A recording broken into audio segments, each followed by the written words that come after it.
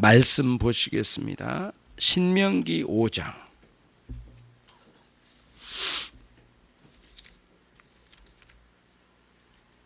신명기 5장.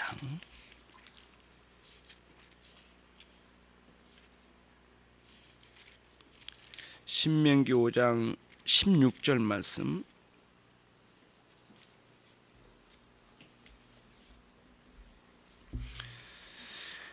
신명기 5장 16절 말씀 같이 읽겠습니다. 시작. 너는 너의 하나님 여호와의 명대로 내 부모를 공경하라. 그리하면 너의 하나님 여호와가 내게 준 땅에서 내게 생명이 길고 복을 누리리라. 아멘.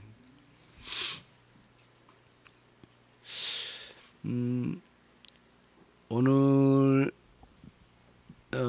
아브라함 시리즈를 일단은 멈추고요. 오늘까지 멈추고 지난주에 우리가 그 성찬식에 관련된 말씀을 들었는데요.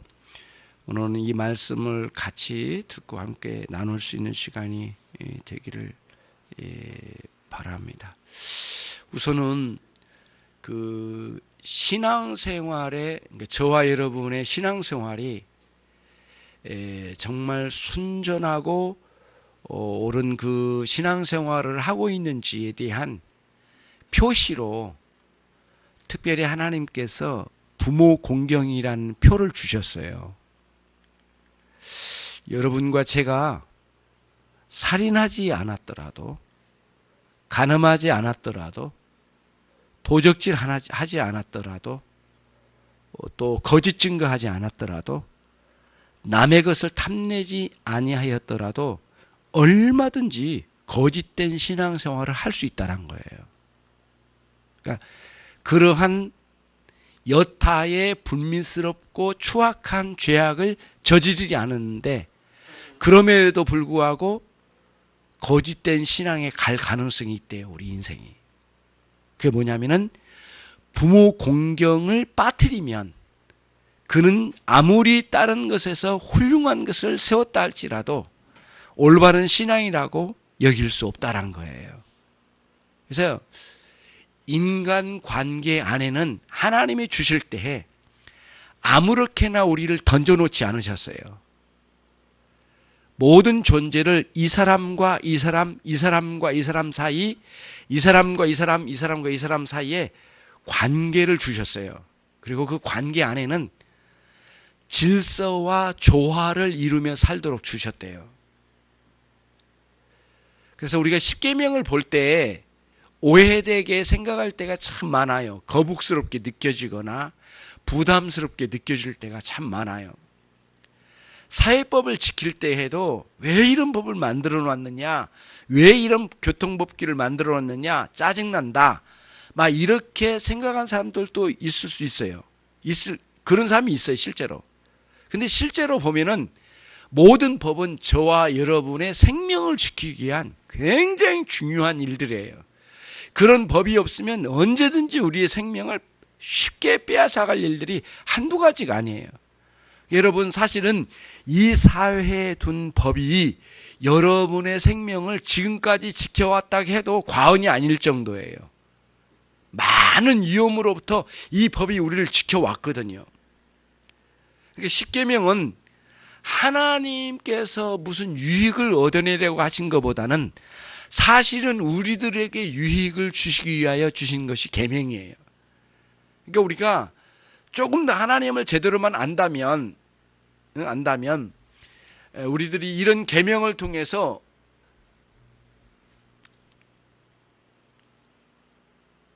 진수야, 저기 선생님하고 앉아. 진수 뒤로 가. 그런 거예요. 그러니까 우리들 계명을 들을 때 부담이 되고 우리를 억압하려고 하는 거 아닌가, 이런 생각을 많이 하는데 사실은 그렇지 않아요. 저와 여러분을 어떻게 해요? 생명 보존과 우리 유익을 위하여 계명을 주셨다는 거예요. 이런 논리 안에 있어요. 그러니까 이 부모 공경이라는 이 설교를 들을 때마다 부담이 자꾸 되거나 또는 별로 이렇게 달갑게 들려지지 않는 이유들이 우리 안에는 이렇게 뭔가 계명으로 인해서 뭔가 우리를 억압하고 지도하고 억지로 이끌어가고 그렇게 해서 억지로 뭔가를 만들어내려고 하는 의도가 있지 않는가 이런 생각을 많이 할 때가 있는데 그거는 옳은 생각이 아니에요. 사실 계명은 저와 여러분에게 진실로 유익을 주기 위하여 세우는 계명들이거든요. 그러니까 부모를 공경하라는 이 말씀 속에. 그래서 칼빈은 이 부분을 강의를 하면서 뭐라고 하냐면은 아무리 짜증나고 아무리 부모답지 않고 아무리 아버지답지 않는 그런 분일지라도 그래서 칼빈의 강해에서 보면 이런 이야기가 나와요. 저 따위가 우리 아버지야? 저런 인간이 우리 아버지야? 라고 나올 정도로까지 망가진 아버지일지라도 그분은 여전히 거기에 아버지로 계신다. 강에서 이런 게 나와요. 실제로 그렇게 기록이 나와요. 그러니까 굉장히 많은 아버지들이 망가졌죠, 사실은. 자식에게 자식답게 대접하지 못하고 아버지가 아버지로서 그 위치를 못 지킨 일이 한두 번이 아니에요. 그러니까 많은 자녀들이 그 아버지 밑에서 얼마나 많은 상처를 받고 아픔을 겪었겠냐고요. 그래도 그 아버지는 당신의 아버지로 거기 계신다는 거예요. 그러면서 부모 공경의 이 원리는 결국에는 우리의 유익을 위해서 주신 것이지 하나님께서 무슨 유익을 얻어내기 위해서 주신 게 아니라는 거예요. 그게 이제 이 성경에서 주고 있는 중요한 의미가 되는 것이죠. 예. 하나님이 이렇게 하셨어요. 이 땅에 사는 동안에 우리에게 크게 두 가지의 그 삶의 요구를 주셨어요. 두 가지인데 하나 그다음 두 번째 이 두 가지인데 하나는 첫 번째는 뭐냐면은 위로 하나님을 섬기는 원리를 찾아가야 돼요. 만약에 이 원리를 찾지 않으면은 결국에는 올바른 신앙, 이제 올바른 삶을 구가할 수가 없다는 거예요. 하나님의 이제 답변이에요. 계속적으로. 또 하나는 뭐냐면은 사람들과의 관계예요. 하나님과의 관계가 있지 않고 또는 사람과의 관계가 있지 않은 올바른 생활을 할 수가 없다는 거죠. 그러면서 그 첫 번째 인간들과의 관계의 첫 번째 대목이 뭐냐면은 부모를 공경하는 문제예요. 그래서 여기에서 이제 제5겸이 다섯 번째 계명이잖아요. 이 다섯 번째 계명은 우선 그 본래 가지고 있는 의미는 부모를 공경하는 건데요. 사실은 그 문자적으로만 부모 공경하는 게 아니고 내포적인 의미가 있대요. 내포적인 의미가 있는 게 뭐냐면은 사람들과의 인격적 관계를 형성하는 중요한 기본적인 가르침이래요. 그래서 예수님께서 말씀하셨어요. 너희는 바리새인과 서기관들이 여러 가지 11조에 대해서는 열심히 노력을 해서 종교 생활에 열심을 내지만은 나는 너희들에게 말한다. 의와 그리고 인과 신을 너희에게 잊지 않으면 안 된다. 마태복음 23장 23절이거든요. 예. 의라고 하는 것은 공의를 실천해야 된대요. 사람들에게 공정하게 배분되고 공정하게 대우할 줄 아는 건데 윗사람을 존경하고 아랫사람을 사랑하는 그런 공의로움이 안에 딱 세워져야 된대요. 어느 분이 인문학을 공부한 분이 이런 이야기를 하더라고요. 가장 어린아이가 태어나서 가장 뛰어난 아이의 첫 번째 반응이 아이가 훌륭하게 자랄 것을 첫 번째 반응이 어디서 나타나냐고 이렇게 서로 대화를 하는데 그 중에 뭔 줄 아세요? 아주 깜짝 놀란 일인데 공의로운 머리를 그러니까 행동이나 생각의 구조가 아주 어린아이인데 이제 아주 어린아이 때부터 공의롭게 배분할 줄 알고 공의로운 생각을 가질 줄 아는 아이가 굉장히 훌륭하게 클 가능성이 많대요. 왜 그러냐면은 아이들이 오랫동안 성장을 해도 저 사람에게 사람답게 대우해주고 사람답게 대우받고 서로가 공정하게 나눠 갖는 거에 대해서 못 갖는데요. 어린아이가. 그런 아이일수록 이제 그거를 못 갖는 아이일수록 굉장히 어리숙하게 클 가능성이 많대요. 근데 어린아이일수록 나뿐만 아니라 상대방이 가져야 될 공정하게 나눌 줄 아는 이런 마음가짐이 굉장히 뛰어나대요. 그런 아이는 나중에 사회생활에서도 굉장히 앞서갈 아이가 분명하답니다. 그러니까 이런 인문학에서 공부하는 사람들도 이런 보는 게 뭐냐면 공이에요. 예수님이 이거를 말씀하셨어요. 처음에 한번 가보겠습니다. 우리의 삶에 마태복음 23장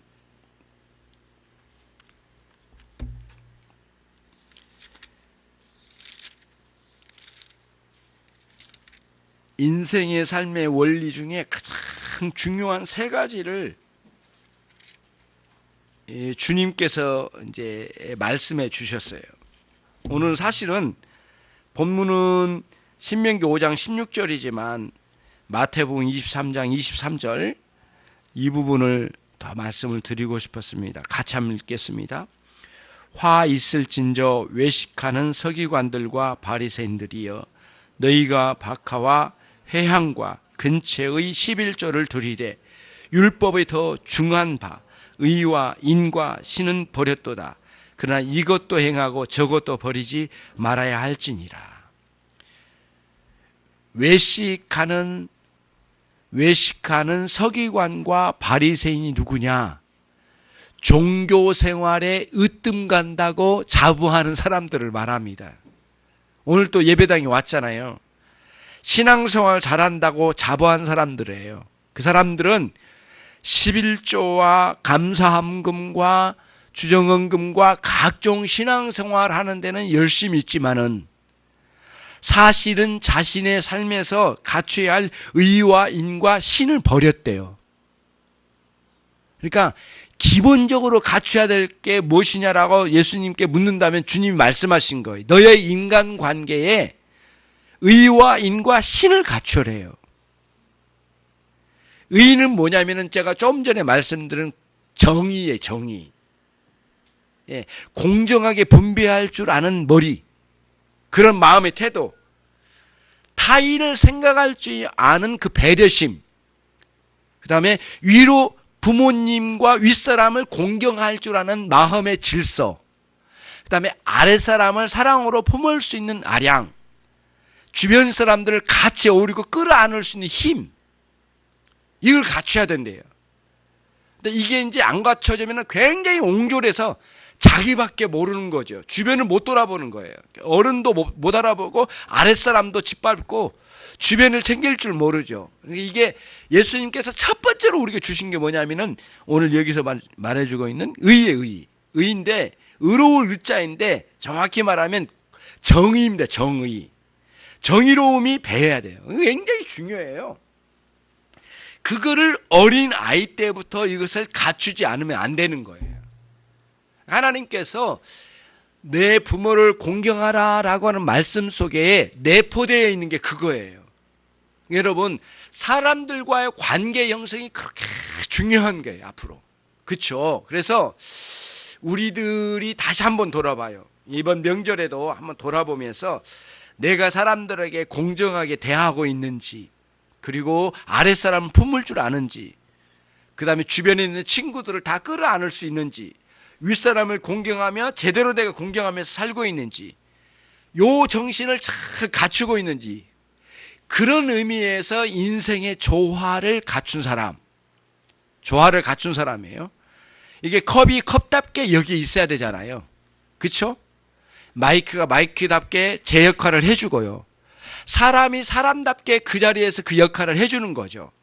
그래서 자녀는 부모를 향하여 공경하는 마음, 부모는 자식을 향하여 사랑해주고 품을 줄 아는 그런 아주 넓은 사랑의 마음, 주변에 있는 고통스러워하는 형제를 끌어안을 줄 아는 마음, 그리고 그 사람이 나를 향하여 어떻게 생각하는지를 잘 생각해주고 함께 배려하고 끌어안아주는 이런 힘, 이게 인생에 살아가는 첫 번째 덕목이래. 이게 굉장히 중요하지요.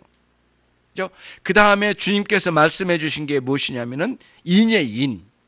인이라고 하는, 여기서 인이라고 하는 것은 인자하심 할 때 그런 의미인데 정확히 말하면 긍휼입니다. 긍휼. 사람들을 긍휼을 베풀 줄 아는 마음, 그러니까 무슨 말이냐면 누가 고통을 당하면 그 고통을 나의 마음에서도 느낄 줄 아는 사람이 돼야 되거든요. 그래서 그 사람의 고통과 아픔을 느끼고 같이 아파해 줄 수 있는 마음이 있어야 된대요.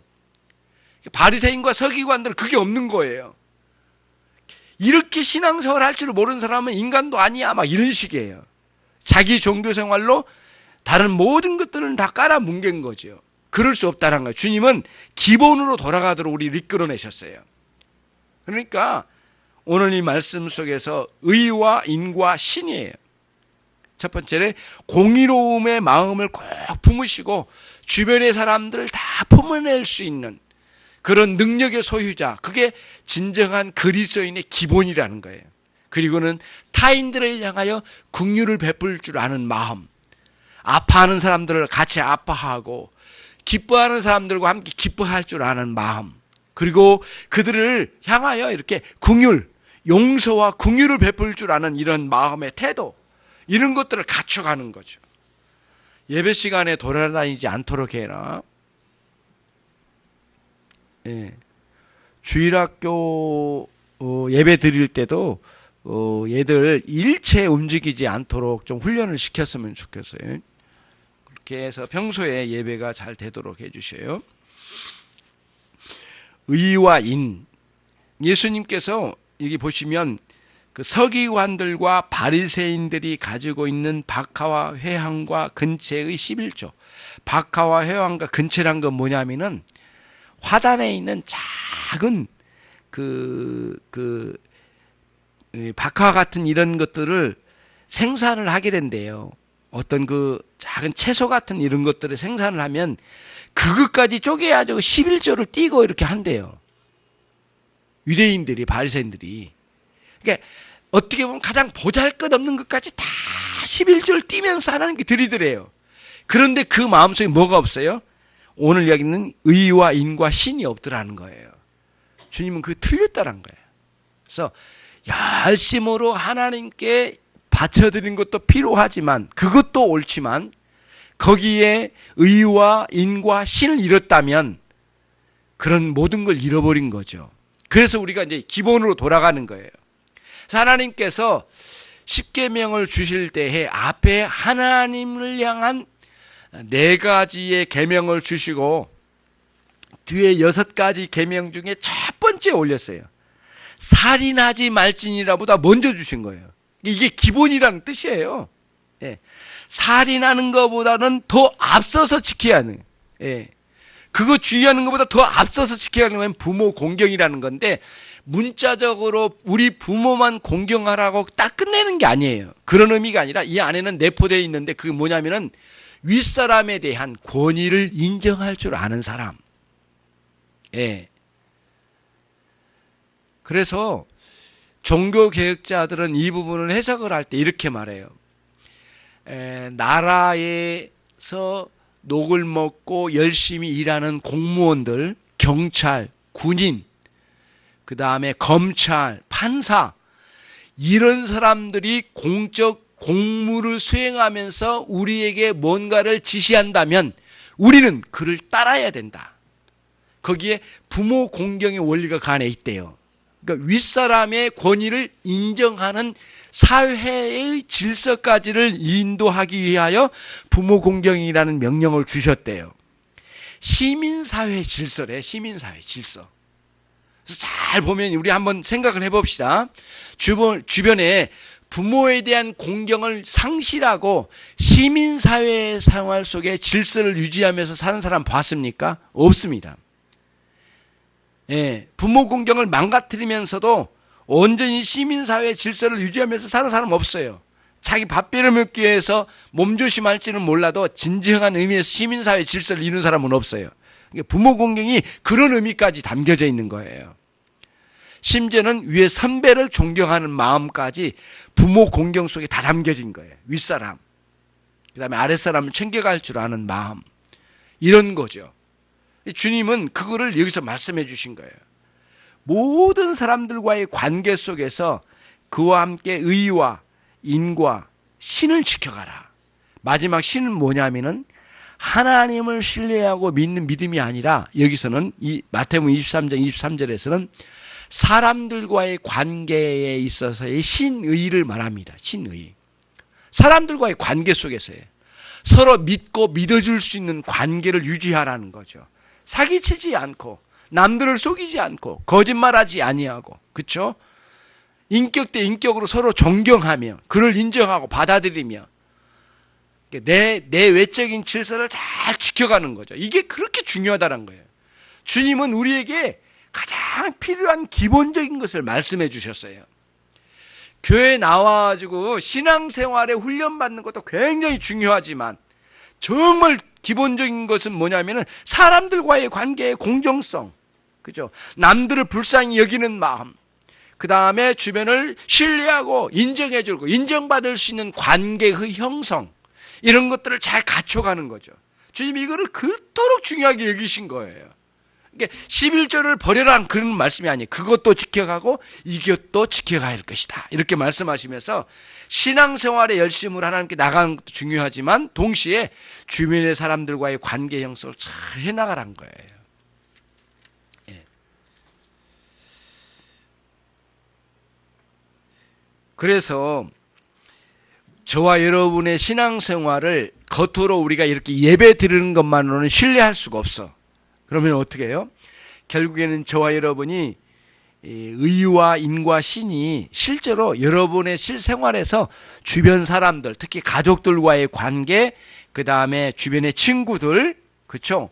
그리고는 여러분들이 일하고 있는 일터의 현장에서 그들과의 관계 속에서 어떤 관계를 유지하고 살아가고 있는가, 이거는 굉장히 중요한 신앙의 표지예요, 표지. 그거를 뭘로요? 부모 공경이라는 명령으로 주셨다는 거예요. 예. 그러니까 이 말씀은 단순히 부모 공경만을 두고 하는 말이 아니에요. 너무 그렇게 좁게 생각하면 안 된다는 거예요. 전체를 두고 하라는 말이란 거예요. 그런 의미로 이제 봐야 된다는 거죠. 그래서 오늘 여러분들의 삶에 그런 그 신앙의 진정성, 그 다음에 올바른 신앙의 길을 가고 있는지는 부모 공경이라는 말씀으로 딱 던져놓은 거예요. 그리고는 그 표지대로 살아가고 있느냐에 따라서 신앙생활 제대로 하고 있는가 아닌가를 볼 수 있는 거예요. 직장이 가지고 맨날 싸우고 가는 직장마다 싸우고 퇴사한다면 그 사람은 그리스도인이라고 보기가 쉽지 않아요. 어려운 거예요. 제가 볼 때는 그리스도인이 아닐 가능성이 굉장히 많아요. 예. 어떤 분은 그러더라고요. 나는 직장에 가는 곳마다 싸워가지고 인간들이 마음에 안 들어서 안 된다고, 다 올바르지 않다고. 근데 그러기에는 좀 쉽지 않아요. 그렇게 해석하기 쉽지 않아요. 오히려 그렇게 말한 사람이 굉장히 뭔가 어긋장나일 가능성이 많거든요. 오늘 우리 다시 한번 합시다. 그래서 부모 경경이라고 제가 오늘 꺼내놓았지만 사실은 여러분과 저의 인생의 신앙, 기독교 신앙의 정신으로 인간 관계를 형성한 것을 말씀드리고 싶은 거예요. 핵심은 이제 그쪽으로 옮겨갔어요. 제가 그거를 말씀드리려고 한 겁니다. 초반에 말씀드린 것처럼 여러분이 일생 동안 살인하지 않고 간음하지 않고 도적질하지 않고 남의 것을 탐내지 아니했을지라도 얼마든지 신앙생활은 망가질 수가 있다는 거예요. 부모 공경의 원리를 깨면, 인간관계를 깨면, 그렇죠? 의와 인과 신을 버려버리면 그 사람은 외면적으로 종교의 활동은 아름답게 구성해서 사람들이 자랑스러워할지는 모르지만은, 자신의 기독교 신앙생활을 자랑스럽게 생각할지 모르지만 사실은 밑에는 다 무너진 거죠. 그럴 가능성이 있다는 거예요. 그러니까 외면적으로 우리는 겉으로 드러내는 신앙생활로는 충분하지 않아요. 진실로 사람들과의 관계가 어떠한지를 다시 한번 돌아봐야 되겠어요. 하나님은 이런 방식으로 세상에 우리를 두시고 세상의 질서와 함께 우리를 두셨지 아무렇게나 살라고 우리를 던져버린 건 아니거든요. 굴러다니는 돌처럼 그냥 존재하라고 두신 게 아니라 우리가 여기를 가도 저기를 가도 저 사람과 나 사이, 이 사람과 이 사람 사이를 다 견주어서 질서와 조화를 이루면서 살아가도록 우리를 주신 거예요. 열심히 이 관계를 유지하면서 살아가는 거죠. 하나님 그렇게 우리에게 주신 거예요. 그거를 우리는 놓치지 말아야죠. 그러면 어떻게 그런 인간관계를 형성하며 그리스도의 정신으로 살아갈 수 있을까? 첫 번째는 겸손입니다. 겸손. 정말 여러분 겸손으로 그들을 대할 줄 알아야 되겠어요. 목회자로서 목회의 길을 가지만은 목회자로서의 겸손을 잃어버리면 한없이 올바른 신앙이 무너지고요. 아무리 신앙생활에 엄청난 탑을 쌓더라도 그가 겸손을 잃어버리면 결국에는 기독교 신앙의 기본이 다 무너진 거예요. 다 무너진 거예요. 안 돼. 될 수가 없어요. 인간관계 다 무너지고요. 정말 우리가 겸손하게 엎드릴 줄 아는 겸손한 자세로 자기 남편과 자기 아내와 그리고 우리 자식들과 그리고 주변에 있는 사람들과 부모님까지 전체를 섬겨갈 수 있는 겸손의 원리를 앞에다 둬야 되죠. 여러분들 어디 가서 엎드릴 줄 알고 어디 가서 모자 벗고 인사할 줄 아는 사람이 돼야 되겠어요. 정말 그건 굉장히 중요해요. 그러나 그냥 겉으로만 하는 게 아니라 마음에서 사람들을 존대하는 마음, 겸손히 존대하는 마음의 원리를 가지고 한 사람 한 사람을 대할 줄 아는 사람이 돼야죠. 그 사람이 가지고 있는 그 조건 때문에 하는 것이 아니라 내 안에 있는 존대하는 마음에서 우러나오는 겸손의 원리를 따라 그 사람들을 대할 줄 아는 사람들이 돼야 되겠어요. 거기서 흘러나오는 게 뭐냐면은 부모 공경의 원리가 그 안에 있대요. 예. 아주 굉장히 중요한 문제예요. 그래서 어릴 때부터 부모를 향하여 공경하는 마음을 최고로 중요하게 여기고요. 또 그것만 겉으로만 자꾸 꾸밀려고 하지 말고 진실한 마음에서 나왔는지를 항상 알고, 그 다음에 내가 부모일지라도 나를 향한 이 자식들이 나를 향하여 어떤 태도를 가졌는가, 그것과 함께 내가 우리 부모를 향하여 어떤 태도를 가지고 있는 양쪽을 다 생각해야 되거든요. 나는 아무렇게나 하고 자식들만 그렇게 하기를 원한다면 옳지 않겠죠. 그러니까 부모는 그 자식들은 그런다고 그래요. 아이들은 부모의 뒷모습에서 배운답니다. 어떻게 행동하느냐에 따라서 전부를 배운대요. 굉장히 중요한 것 같아요. 소름 끼치지 않아요? 앞에서는 그럴싸하게 표하겠죠. 아이들이 부모니까. 그럼 뒷모습에서 우리 엄마 아빠가 어떤 모습으로 인생을 걷고 있는지 그걸 보고 따라간대요. 틀림이 없거든요. 그래서 이번에 이제 추석 명절이기도 하지만은 다시 한번 돌아봅시다. 그래서 내가 사람들과의 관계에 겸손이 됐는가? 혹시 나는 그 사람이 갖추고 있는 조건에 따라 평가하지는 않았는가? 혹시 나는 그들을 거의 무시하고 멸시하는 태도를 대하지 않았는가? 그런 우리들이 다시 한번 되돌아보면 부모 공경의 원리마저 우리가 깨고 있지 않은가 한번 돌아봐야 된다, 이런 말씀입니다. 그런 말씀드려요. 칼빈은 굉장히 억세게 이야기해요. 이 말씀을 저는 들을 때 처음에는 좀 거북스러웠는데요. 이걸 꼭 말씀을 드리고 싶어 적어왔어요. 부모와의 관계를 단절한 사람 치고 괴물과 같은 사람은 없다. 그를 보는 사람마다 혐오와 역겨움을 느끼게 될 거다. 부모와 단절한 사람은 괴물처럼 돼간다는 거예요. 저는 솔직히 이 말씀을 딱 들을 때 동물도 아니고 괴물이래요. 그래서 너무 거북스럽게 들렸는데 자꾸 마음에 새기니까 이 말이 옳다라는 생각이 좀 들어요. 그래서 내가 부모님과의 관계가 완전하게 다 된 것은 아니었을 때가 있었고요. 저와 여러분이 참 망가질 때도 있었고 너무 안타까운 때가 있어요. 그래서 지금 괴물 됐다고 좌절감에 있는 게 아니라 정말 내가 하나님 앞에 바르게 서야 되겠다. 부모 공경의 원리를 기본으로 세워야 되겠다는 생각을 갖추는데, 아무리 부모가 망가지고 부모답지 않는 그런 분일지라도 여전히 그분은 부모로 계신대요. 너무너무 고통스럽지 않아요? 근데 그 고통 가운데 있는 영혼을 주님은 그냥 놔두지 않으실 거예요. 반드시 그에게 은혜를 베풀으셔서 그를 끝내는 부모를 온전히 공경하는 데 이끌어내실 거예요. 우리가 주님께서 일러주신 의와 인과 신을 버리지 않고 절심으로 부모를 공경하고자 하는 열망을 가지고 그 자리에 서기만 계신다면, 여러분들이 물러서지 않고 실패하지 않는다면 우리 주님께서 여러분들 이끌어내실 거라고 믿습니다. 사실 하나님 놀랍게 인간이 타락을 했었는데도요, 자연적인 원리까지 다 망가뜨리면서 인간 타락을 허용하지는 않으셨어요. 인간이 아무리 타락했지만은 자연적인 원리는 놔두셨어요. 그 자연적인 원리 중에 하나가 뭐냐면 부모에 대한 공경심이에요. 그러니까 믿지 않는 사람도 부모에 대한 공경심만큼은 있어요. 그러나 그들은 그 이후에 부모 위에 살아계신 하나님을 모르죠. 그래서 하나님께서 우리를 불러내신 거예요. 예, 이렇게 우리를 이렇게 불러내셨어요. 영생으로 우리를 이끌어내시고 그들에게 생명을 주시고 그 다음에 우리에게 명령을 내려주신 거예요. 다시 정신을 차리게 한 거죠. 예수님 믿기 전에도 부모 공경 알았단 말이에요, 우리는. 그런데 우리를 다시 영생으로 깨워주시고 난 다음에 다시 명령을 내리신 거예요. 그 명령 중에 이 부모 공경이라는 명령을 내려주신 거예요. 요 원리를 찾는 거예요. 그래서 다시 한번 봅니다. 우리가 주님을 모를 때에도 부모 공경의 원리는 알았지만 부모 위에 계시는 살아계신 하나님을 모르고 살던 우리의 우둔함을 깨우시고 영생을 허락해 주시고 깨우치시고 난 다음에 하나님 다시 불러내신 거예요.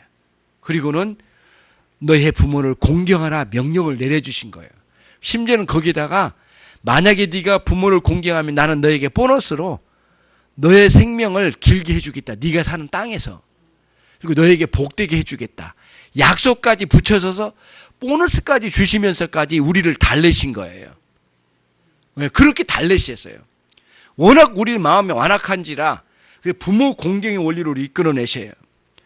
그런데 사실 우리 중에는 부모를 공경할 만큼 부모가 훌륭하지 않은 분이 계셔요. 우리 중에는. 그때 너무너무 쉽지 않을 거예요. 그러나 끝까지 인내하면서 부모가 살아계신 동안에 열심으로 그분을 섬겨가고요. 그분을 신뢰하고 부모로서의 존경을 다 하는 윗사람을 그렇게 끝까지 섬겨갈 줄 아는 그 원리 안에 있기를, 그리고 떠나지 않는 여러분 되시기를 바랍니다. 아버지라는 용어는 참 아름다워요. 사실은 성경에서 아버지라는 의미는 굉장한 의미가 있습니다. 그 의미를 하나님 아버지까지 우리를 끌어올려요. 그래서 아버지를 잘 배우신 여러분이 되시길 바라고요. 부족한 아버지지만 아버지를 잘 배워요. 그래서 하늘에 계신 하나님 아버지까지 배워갈 수 있는 여러분이 되시길 바랍니다. 그런 의도로 우리에게 아버지를 주셨대. 아버지. 그 아버지 사상. 그래서 만물을 그냥 무질서하게 던져놓지 않냐고 전체를 질서롭게 다 정돈해 놓으시고 만물을 조화롭게 형성해 나가면서 존재하도록 하나님 보존하시는 섭리의 역사를 이끌어가시는 그 속에 하나님의 섭리의 원리 중에 귀중한 것이 뭐냐면은 부모를 공경하는 원리를 우리 안에 심어주셨대요. 정말 크고 놀라운 의미가 아닐 수 없습니다. 말씀을 정리해 볼게요. 결점투성이인 부모님을 두고 있는 여러분일지라도 끝까지 인내하며 그분을 공경하는 여러분이 되시고, 혼란스러운 부모님의 인격에도 여러분들이 오래 참으면서 그분들을 부모님으로 끝까지 대우해드리고 섬겨가고 사랑하고 존경할 수 있는 여러분 되시기를 바랍니다. 아무리 어렵더라도 이것만큼 물러서지 않는 여러분이 되셔서 승리하신다면 여러분의 부모는 충분히 부모답게 여러분을 대우해주지 못했을지라도 여러분은 이 사회 어디 가서든지 아주 인정받고 수많은 사람들로 하여금 인정받는 한 사람의 신자로 거기에 있게 될 줄로 믿습니다. 뿐만 아니라 하나님은 여러분의 부모는 충분히 여러분에게 그런 사랑을 베풀지는 못했을지라도 여러분이 새롭게 만나는 모든 사람은 여러분들에게 많은 혜택과 유익을 주는 사람으로 여러분을 붙여주실 거예요.